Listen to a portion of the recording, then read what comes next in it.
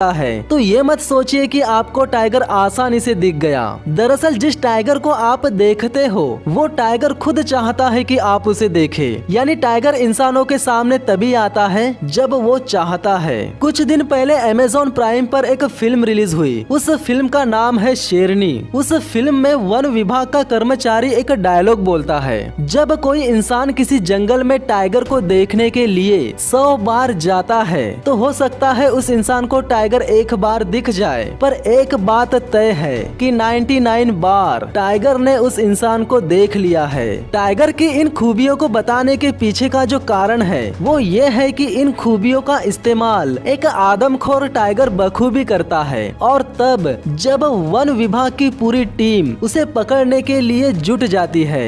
ऐसे मामलों में गवर्नमेंट के करोड़ों रुपए खर्च हो जाते हैं। वन विभाग के कर्मचारी उसे पकड़ने के लिए दिन महीने गुजार देते हैं। इसके बावजूद भी एक आदमखोर टाइगर पकड़ होता है। आप इस बात से अंदाजा लगा सकते हैं कि उसे पकड़ने या मारने के लिए नेपाल की सरकार ने उस टाइगर के पीछे आर्मी लगा दी। उस टाइगर ने नेपाल में लगभग 200 लोगों को मारकर जो आतंक मचाया था, उस आतंक को देखकर वहां की सरकार के पास और कोई ऑप्शन नहीं बचा था और मजबूरन उस टाइगर को मारने के लिए आर्मी वालों को बुलाना पड़ा।